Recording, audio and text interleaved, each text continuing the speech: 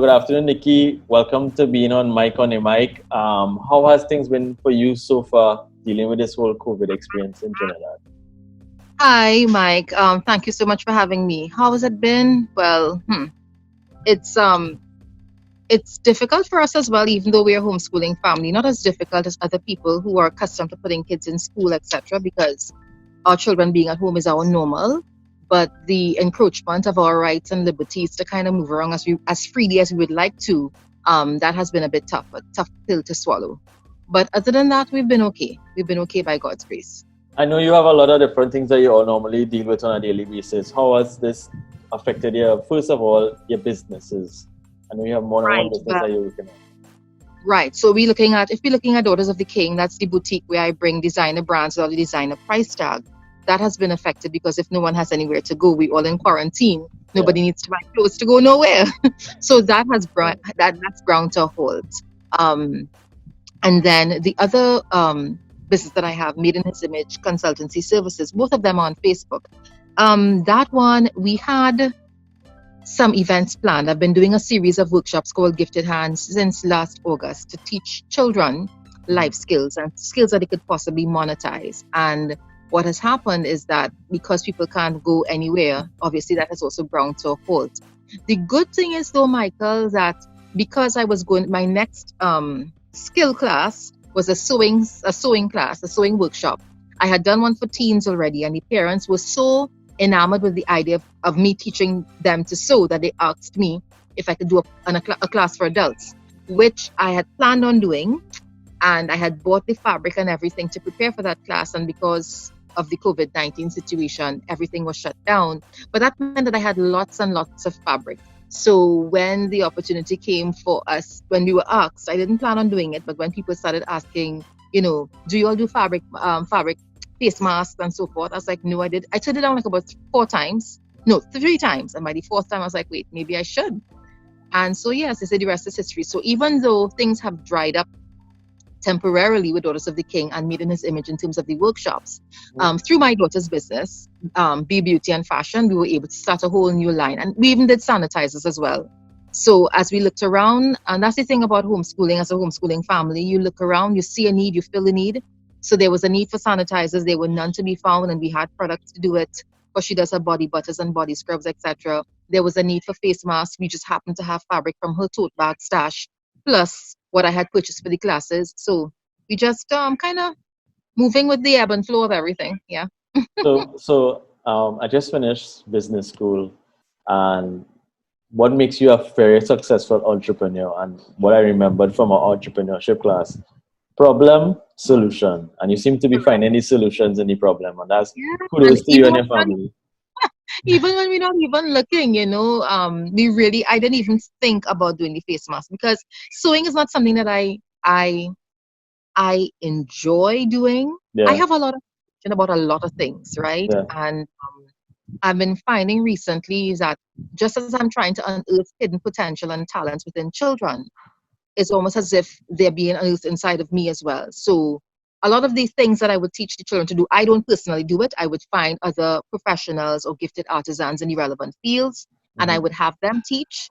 But there's some things that I can do, and I have taught myself to these children. And yeah, and so even though it's not something I would normally do, I usually have to be in the mood to do it. yeah, I found myself very much enjoying the stint that we had. And actually, today was the last day. That's what I was finishing up before we spoke. yeah. Finishing up the last because I'm all out of fabric. And Mm. yeah, we can't do anymore. We're tired. And only when you mentioned it to me, so I realized, wait a minute, this would have been the last day of Mhm. the Easter holiday. And so we're going to be taking next week off because all of last week we've been working. And so, Yeah. yeah, yeah. Okay, and it seems to me one of the major things that popped in my mind while we were speaking is how do you manage your time? Even though everybody else seems to have more time now, how do you manage your time? Because I know today you're very busy too as well. Yeah, one day at a time, sweet Jesus. You remember that old hymn? It's truly, truly how I live. Every single day is one day at a time. and by my father's grace, honestly, Mhm. because with a household this large to manage 8 children, so there are 10 of us. And yes, I know we are the maximum capacity. We're in a private residence, we're not in public spaces. Yeah. So 10 of us in the home, it's a lot to manage at any given time, but I really do manage by my father's grace and a lot of planning and organizing that has to be done. So you kind of plan in advance and you organize ahead of time. And the next question that pops in my mind is how is it that 10 people in a household they stay at home? How you manage to remain sane? Well, we've all been very busy. Hubby works, and so his office is there. So Yeah. he's most of the time cordoned off in there. And then I have where my boutique space is. Our eldest son, he's working from there. Yeah. So even though they're all 10 of us at home at the same time, the two that will usually go out to work, they are still out to work pretty much. And the rest of us, my other son, he's pretty studious. So even though schools and stuff have shut down, he's at a tertiary level institution. He's still finding time, finding work to do, getting his stuff done, studying, always studying something new. What would be your words of advice to the families out there to utilize this time wisely? How can they utilize this time wisely? All right. Well, Michael, this is not the first interview I've been doing since this entire situation, Yes. right? And I would say the same thing because it's really what I believe in my heart needs to be done. While we have this opportunity, I think it's a God-given opportunity. What might have been intended for evil, which is the virus and everything, and I really do feel it for those who have been affected by it adversely, especially those who lost loved ones. Um, the rest of us who are not yet as affected should take the opportunity to do some introspection, one, and then we can also take the opportunity to reconnect and recharge, whether we recharge our spiritual battery and reconnect with our God. We should take the time to, you know, build on the relationships in our home. Nobody's hustling to go anywhere. Nobody has to go off to work. Yes, people have a gazillion Zoom meetings and so forth, Yeah. but nobody's really hustling off to go to work or to classes or to school. Nobody's hustling to go to extracurricular activities. Everything is shut down. So I actually did a blog on it. It was called Stop an Opportunity to Stop and Smell the Roses. Yeah. And I think that's really what we have been afforded here. That opportunity to just slow down and put everything on pause and just do some introspection, as I said, and reconnect with our family members. So, like, we're going to do an exercise this evening, which we've done before, but we're doing it again because as children get older, things change. Yeah. There is the love languages. So, we basically know each other's love language. So, we know how to communicate love, how the other person will receive love. Yeah. So, my love language might be quality time or acts of service. And I might want to communicate my love to somebody by that, but I have a child who likes alone time. Yeah. So me wanting to spend a lot of, copious amounts of time with them is not really communicating love. So we're going to be doing that this afternoon. We're also going to be doing the apology languages. So, just find different ways that you could do different things. Of course, for the younger ones, we're going to do things like we've been crafting. And because they're homeschool, cooking is a life skill that everybody needs to know, baking. So we've been doing that. I'm seeing people posting pictures of what they've cooked, who made doubles, aloo pie, and a host of different things. That is all wonderful. But that's our normal. Mhm. So I didn't see the need to do that. But what I have been doing, as I told you, with the sewing thing, I've been refashioning clothes. So I'm taking my husband's old dress shirts and turning them into new garments for my girls. I've Yeah. been, just doing different things, and we've been doing it together. Yeah. So it makes it all the more interesting. I have pictures on my page. A couple of Sundays we did art. Everybody, my husband is not an artist, but, we all had a theme. We just allowed our creative juices to flow and creative expression to be made known. And yeah, it was fun. It was a lot of fun. How did you nurture that family dynamic of coming Um, together and moving in activities as a family together? Because now, I mean, some you have it naturally, some may not in the family structure. How do you nurture that family togetherness now in this time? That's for like I pointillism. Go think ahead, Jesse. Very good. it's Press the yellow, not just something that I orange. always Press the wanted yellow. from a It's child. holding I all the didn't have it white growing up, to spaces be in. honest. So Mhm. it's something that I Right? always, Bigger. always It's wanted. the same direction. And It's not so I close. made a Yeah. very Good job. considered effort that when I would have children, that by the grace of God, I will raise them how I would Take a have wanted minute to be as you're raised. singing. And this is not to throw my parents under the bus. I grew up with a single mom and my great grandmother, and Yeah. my mom did the best that she could have done, given the circumstances, having to work really hard to be able to afford me the things I was able to have, the luxuries and stuff I was able to enjoy. But it's just something I always wanted, both my husband and I, and we just tried our endeavor best to make sure that regardless of what's happening, family first, God first, and then family, because that's the order of things, really. Okay, and let me get into the serious topic now. This crisis has presented Trinidad and Tobago, especially, the opportunity to embrace digital technologies Mhm. and the consciousness now in the island, which I think should be in a positive space right now, is to embrace digital technologies and find new ways of learning and new platforms for learning too as well. Right. Um, Homeschooling is one of them, as one of the platforms, and Mhm. you've successfully homeschooled your kids. And What still at it. I'll be at it for a while. what from your perspective, from somebody who has had the experience of homeschooling, what are the Mhm. positive takeaways that parents could look forward to, and maybe some of the things that they should be aware of too as well? Okay, well, I'll tell them first of all what they need to be aware of. They need to be aware of that if they're in this thing, it's not a sprint, it's a journey, it's a marathon. And they have to go into it fully understanding that. I know a couple parents personally, and those that I've heard of, who started the journey, but unfortunately they fell off because, what it entails, Mike, is people understanding to do it. Mm-hmm. It involves one parent more than likely having to turn down a career. Let's just say, all Yeah, right. It, so we went from a dual income family, my husband and I, of course, both working, to a single income family. yeah, Um, a lot of people love the idea of homeschooling, but they think it's where they allow somebody else to do it for them. yeah, If you have to send your child off to someone else, or if someone is coming to teach your child every single thing, then that's not homeschooling. That's private tutoring. So that's different. okay, What a lot of people are doing right now, I've seen that schools are sending work home and they're emailing stuff and that kind of thing. As I said before, that is all well and good, mm-hmm. but that is not solely what we are about as homeschoolers. Yes, we do focus on academics, but I will always say life is our classroom. So just being able to sit back and see the need and make an assessment based on what was happening around us and doing what we did, that's all a part of holistic learning. That's about seeing a need and filling that need. And sometimes in filling a need, you may be able to monetize it, then so be it. That's the birth of entrepreneurship right there. Mm-hmm. We have been able to, now when I first started homeschooling 11 years ago, I did exactly what most people think it is, which is basically you just replicate what happens in a regular or traditional classroom or school. That's not what it is. I learned a couple years in it. That's not what it is. And so the 8x4 foot blackboard that I had and all the tablet chairs and stuff that I had in my room that I'm sitting right outside of, um, I Got did rid away of with it. all of Yeah. I did away with all of that. Now we school around the dining room table. We school in the living room on the sectional. We school out and right on the same patio here from time to time. Sometimes I just come out here and I would read books to them. We would look at the birds. Our neighbor loves, she's so generous. She loves to feed the birds. So when they come, we sit down and we just have an aviary class. Mm-hmm. And we observe the birds in the habitat, how they respond, how they interact, how they fight each other. We discover the different names and the different birds that we have, different species in our area. We do different things,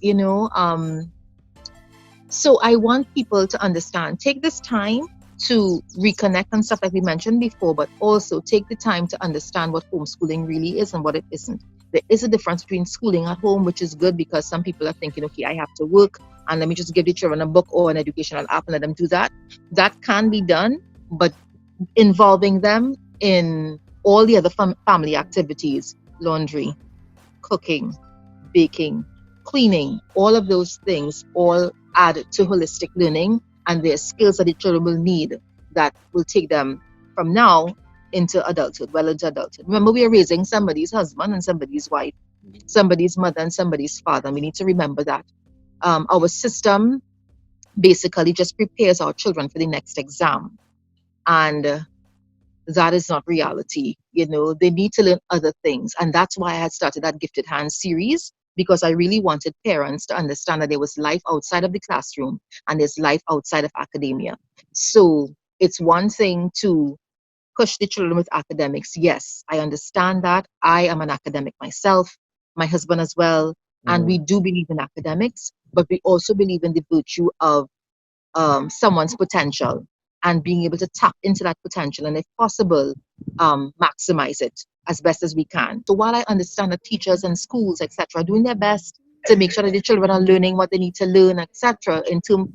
When school reopens, whenever that is, in September, whenever, for the exams, whenever the exams come off, we Yeah. still have to realize there's so much more inside of our children, and not every single child is going to be academically inclined, and we need to be sensitive to that fact, right? We need to not ostracize our children or put too much pressure on them because they're not performing like our neighbor's child or even another sibling in the home. Each child is unique, each child is gifted, and the faster we could recognize that, the better off we and the children will be.